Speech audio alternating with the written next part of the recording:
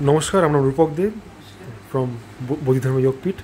আমার সামনে এখন উপস্থিত আছেন শ্রীমতী ডক্টর বেবী মিত্র দে মহাশয়া, যিনি বিগত বহু বছর ধরেই হরিণঘাটা কলেজ এবং প্রীতিলতা ওয়েদার মহাবিদ্যালয় কলেজে প্রফেসর রূপে নিজের কর্মনির্বাহন করেছেন। ম্যাডাম, আপনি আমাদের সাথে যুক্ত আছেন বিগত কতদিন হলো? দু তিন মাস নয়, 1-1.5 মাস হয়েছে হয়তো। তো আপনি মানে কী ফিল করছেন, কেমন আপনার কী অসুবিধার জন্য আপনি যুক্ত হয়েছেন এবং কীরকম ফিল করছেন, যদি দু এক কথা বলেন আর কি। নমস্কার। আমি আসলে মানে আপনি ঠিকই শুনেছেন, আমি হরিণঘাটা মহাবিদ্যালয়ে দীর্ঘ 37 বছর চাকরি করেছি। ওখানে অ্যাসোসিয়েট হিসাবে, অ্যাসোসিয়েট প্রফেসর হিসাবে ছিলাম। তারপর আমি প্রীতিলতা ওয়াদ্দেদার মহাবিদ্যালয়ে প্রিন্সিপাল হিসাবে আমি এখানে জয়েন করেছিলাম। এবং আমি কলকাতা থেকে এই কলেজ যেটা আমি বলছি, যে কলেজগুলোর নাম বলছি, এটা নদিয়া জেলায় অবস্থিত, যার জন্য একটু এই দূরত্ব মেনটেন করেই আমাকে এতদূর থেকে যাতায়াত করতে হতো। তা দীর্ঘদিন এই যাতায়াতের জন্যই হোক বা যে কোনো কারণেই হোক, আমরা শরীর স্বাস্থ্য ব্যাপারে তো সত্যি কথা বলতে সবসময় সেরকমভাবে সচেতন থাকি না। যে কোনো কারণেই হোক, আমার মানে 2016 সালে আমার একটা স্লিপ ডিস্ক হয়ে যায়। তখন আমি প্রিন্সিপাল পদেই রয়েছি। স্লিপ ডিস্ক হয়ে যাওয়ার পরে তখন এমন আমার একটা সিচুয়েশান ছিল যে আমি তখন ঠিক মতন হাঁটতে পারতাম না, ওয়াকার নিয়ে হাঁটতে হতো। যাই হোক, সেখানে ডাক্তার সমস্ত দেখানোর পরে এক্সারসাইজ করে টোরে কোনো রকমই আমি ঠিকঠাক চলছিলাম। কিন্তু ওই যে সময়টায় আমার যে প্রবলেমটা হয়েছিল, সেই প্রবলেমের ইয়েতেই আমি পরবর্তীকালে দেখেছি যে মানে আমার নানা রকম ব্যথা, হাঁটুর ব্যথা হচ্ছে, কখনো কোমরের ব্যথা হচ্ছে, এবং একটু যদি নিচু হতে যাই, নিচু হলেই তখন দেখে নানা রকম সমস্যা হচ্ছে। এটা হতেই থাকতো।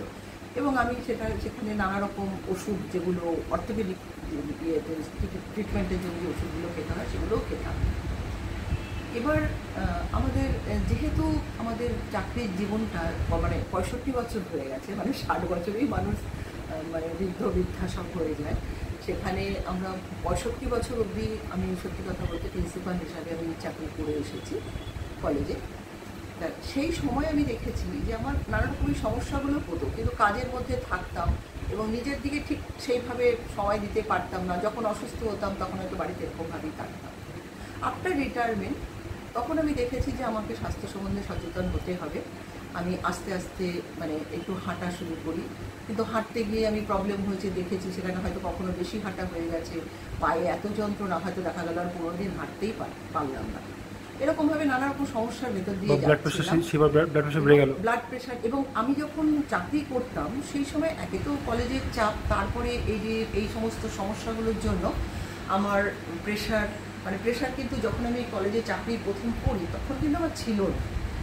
কিন্তু মানে যখন আমি স্পন্ডিলাইটিসের ব্যথা, সেটা বুঝতে পারতাম না। আমার যখন আমি অ্যাসোসিয়েট প্রফেসর হিসাবে রয়েছি হরিণঘাটা কলেজে, সেই সময় আমার দেখা গেছে যে আমার মাঝে মধ্যেই বমি হতো, মাথা তুলতে পারতাম না, মাথা ঘোরা। ডাক্তারবাবু বললেন যে সেটা স্পন্ডিলাইটিস। এবং স্পন্ডিলাইটিসের জন্য তখন হয়তো ওষুধ খেতাম, করতাম। উনি 2-1টা এক্সারসাইজ দেখিয়েছেন, কখনো করতাম, ভালো থাকলে আর করতাম না, এভাবেই চলতো। তারপরেই আমি যখন প্রিন্সিপাল হয়ে প্রীতিলতা ওয়াদ্দেদার মহাবিদ্যালয়ে গেলাম, তারপরেই আমার এই ঘটনা, যে স্লিপ ডিস্ক হওয়া বা এই সমস্যাগুলো। এবং তখন একটু সচেতন হয়েছি যে না, আমাকে একটু এক্সারসাইজ না করলে তাহলে আমি চলতে ফিরতে পারবো না। কিন্তু সেটা সঠিকভাবে হতো কিনা আমি বুঝতে পারতাম না, কারণ ব্যথা কখনো থাকতো কখনো থাকতো না। একটু সিঁড়ি দিয়ে উঠতে গেলে আমার বহু মানে খুব কষ্ট হতো। এরকম নানা রকম সমস্যার ভেতর দিয়ে যাচ্ছিলাম। তারপর আমি রিটায়ার করলাম। আমি এই 23 সালের আমি অগস্ট মাসে আমি রিটায়ার করেছি প্রিন্সিপাল পদ থেকে। আফটার রিটায়ারমেন্ট তখন আমি ভেবেছি বা আমি আমার একটু স্বাস্থ্য সচেতন হওয়া দরকার আছে। তারপর আমি সেখানে হাঁটতে যেতাম, এখানে লেকের কাছে আমি হাঁটতে যেতাম, হাঁটতে টাটতে যাই। কিন্তু হাঁটতে গিয়েও আমি দেখেছি বেশি কমের একটা ব্যাপার আছে বলে আবার সমস্যার সম্মুখীন হতে হয়েছে। যার জন্য আমার ছেলে অনেক দিন থেকেই আমাকে বলছিল যে মা, তুমি একটু, আমার মনে হয় যোগা করলে তোমার মনে হয় বেটার কিছু হতে পারে। তা এমনও দিন গেছে আমার, হয়তো দেখা গেলে যে এক সময় যেমন হয়েছে, হাতে প্রচণ্ড যন্ত্রণা হচ্ছে, ডান হাতে বা হাতে যন্ত্রণা হচ্ছে। ডাক্তার দেখানোর পরে উনি বললেন যে আপনি একটু থেরাপি করাবেন। সে নানা রকম এসে 10 দিন ধরে সেই গরম দিয়ে থেরাপি, তখন চাকরি থাকাকালীনই হয়েছে। এরকম সমস্যাগুলো হতো। তারপরে ফিরে আসার পরে এখন এবার আমি বাড়িতে যে এক্সারসাইজগুলো আমাকে ডাক্তারবাবু, যেটা আমাদের যে অর্থোপেডিক ডক্টর যিনি দিয়েছিলেন, সেইগুলোই তুমি করতাম। কিন্তু তা সত্ত্বেও ব্যথা ট্যাথা কমতো না। আমি ক্যালসিয়াম খেতাম, রীতিমতো ফল খেতাম, সব কিছুই তো মেনটেন করতাম, সাপ্লিমেন্ট, ভিটামিন সবই খেতাম, কিন্তু ব্যথা যেন শরীর থেকে যেতে চায় না। তারপরে আমার ছেলে যখন বারবার করে বলছে, মা তুমি একজন যোগা করবার জন্য, থেরাপি করবার জন্য কাউকে একজন খোঁজো। আমি অনেককেই বলেছি, কেউ আমাকে দিতে পারেনি সেইভাবে, যেভাবে আমার নিজের মতন করে করে যাচ্ছিলাম। যাই হোক, ইতিমধ্যে আমাদের মাতৃমন্দির, আমি আফটার রিটায়ারমেন্ট এই সমস্ত জায়গার সঙ্গে যুক্ত হয়েছিলাম। তো ওখান থেকে আমাদের মনমন্দির বলে একজন আমার খুব কাছের দিদি, আমি তাকে বলেছিলাম যে আপনি যদি আমাকে একজন যোগা জন্য কাউকে দিতে পারেন খুব ভালো হয়, আমি যোগা টিচার খুঁজছি, অনেকদিন থেকে পাচ্ছি না। উনি তখন আমাকে রূপককে দিয়েছে, যে আমাদের যে যোগা থেরাপিস্ট, আমি সেটা পরে জানতে পেরেছি, যে যোগা টিচার হিসাবে আমাকে বলেছে যে একজন আছে, আমি আপনাকে দেব। যাই হোক, উনি এলেন। অবশ্যই আমাকে অনেকে বুদ্ধি দিয়েছে যে না, এরকমভাবে যোগা করবেন না, তাহলে পরে আপনি যে দিয়েছে হঠাৎ করে আবার তাহলে আপনার অন্য যন্ত্রণা হতে পারে, নানা রকম প্রবলেম হতে পারে। কিন্তু আমার ছেলে সেই স্টিক করে থেকেই ও বলেছে আমাকে যে না মা, তুমি এইভাবে করো না, তুমি একজন ভালো মানে যোগা থেরাপিস্টের হাতে যদি তুমি পড়ে যাও, তাহলে পরে কিন্তু তোমার এই সমস্যাগুলো থাকবে না। তারপরে আমি তখন আস্তে আস্তে আমার সাথে রূপকের সাথে দেখা হলো, এবং রূপক আমাকে প্রথম দিন থেকে করাতে। সেই সময় আমার যেমন হাঁটুর মাঝে মাঝে এই হাঁটুর অসহ্য যন্ত্রণা হতো, পিঠের যন্ত্রণায় মানে কষ্ট পাচ্ছি, মানে এর মধ্যে আমার শুধু হাঁটুর ব্যথাতেই নয়, যে আর্থারাইটিসের যে হাঁটুর ব্যথাতেই যে কষ্ট পাচ্ছিলাম তা নয়, আস্তে আস্তে আমার দেখা গেছে স্পাইনাল কর্ডেও প্রবলেম শুরু হয়ে গেছে, এবং সেখান থেকে হাতের তো ছিলই প্রবলেমগুলো, আস্তে আস্তে সারা শরীরের মানে আবার তো স্পন্ডিলাইটিস তো ছিলই, সারা শরীরেই আমার সত্যি কথা বলতে ব্যথা। এত ওষুধ খাচ্ছি, এত ফল খাচ্ছি, কিছুতেই কিছু হচ্ছে না। যাই হোক, রূপক আসার পর থেকে আমি কিন্তু এখন অনেক বেটার আছি। আমি মানে এখন আগের তুলনায় আমি অনেক ভালো আছি। মানে রূপক আসার পর থেকে আমার প্রত্যেকটা এই যে পিঠে, এবং ও এত কেয়ার করে আমাকে করায় যে থেরাপিটা, সেটা মানে সত্যি কথা বলতে আমি এরকম সিনসিয়ার ছেলে বা এত মানে অন্তত এই মানে শরীরের ব্যাপারে এত সচেতন বা এত মানে এক্সপার্ট ছেলেকে আমি দেখিনি। হ্যাঁ, কারণ যোগা আমি আমার বোনদের কাছে শুনেছি, কদিন পরেই বলছে কোমরে ব্যথা, অমুক ব্যথা, তমুক ব্যথা, আমাকেও ভয় দেখিয়েছিল, কিন্তু আমার ছেলে বলেছিল তোমার ব্যথা হবে, তুমি স্যারের সাথে সেটা ডিসকাস করবে, বলবে। যাই হোক, আমি ওনাকে ধরার পরে আমার এখন কিন্তু সেই ব্যথাগুলো আগের মতো নেই। আগে যেমন আমি দেখা যেত আমার টয়লেট বা অন্যান্য ব্যাপারগুলোকে কন্ট্রোল করতে পারতাম না, এখন কিন্তু আমার সেটা কন্ট্রোলে এসে গেছে। আগে আমি বালিশ ছাড়া কোনো মাথায় আমি মানে শুতে পারতাম না। আমার মানে যেহেতু মাসেল লস তো নিশ্চয়ই হয়েছিল, স্যারও বলেছিল যে আপনার মাসেল লস হয়েছে বলে ব্যথাগুলো হচ্ছে। এখন কিন্তু আমি মাথা বালিশ ছাড়া শুতে পারি, আমার হাতের সেই ব্যথাগুলো আগের মতো নেই, এখন আমি অনেক বেটার আছি। এবং যখন আমার যে পিঠের যে ব্যথাটা, ওটা একটু পারসিস্ট করছিল, কিন্তু ও এত কেয়ারফুল ছেলে এবং এত সিনসিয়ার, ও এত কষ্ট করে মানে আমাকে ওই দিয়ে যে মানে তোলে আর কি, যেভাবে পিঠের মধ্যে যাই হোক, সে তোয়ালের মাধ্যমে যেভাবে আমাকে তোলে, আমার এই ভারী চেহারাটাকে দিয়ে যেভাবে তোলে প্রত্যেক দিন, মানে আমি অবাক হয়ে যাই যে এত কেয়ার করার। তো সত্যি কথা বলতে আজকালকার দিনে আমি টিচারও দেখেছি, অনেক দিন থেকে মানুষ নিয়েই তো কারবার আমার ছিল কলেজে, সুতরাং আমি দেখেছি তো, কিন্তু এত কেয়ার নিয়ে যে করার কাজ, আমি এত সিনসিয়ার ছেলে সত্যিই দেখিনি।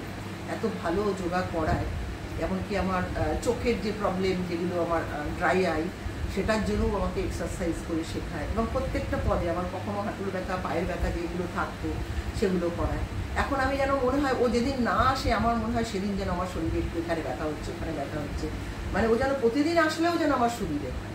আগে বলেছিলাম যে আমি হয়তো মাসে 4 দিন করবো বা কিছু এরকমভাবে, কিন্তু এখন যেন আমার মনে হয় যে প্রতিদিন আসলেই বোধহয় আমার সুবিধে হয়।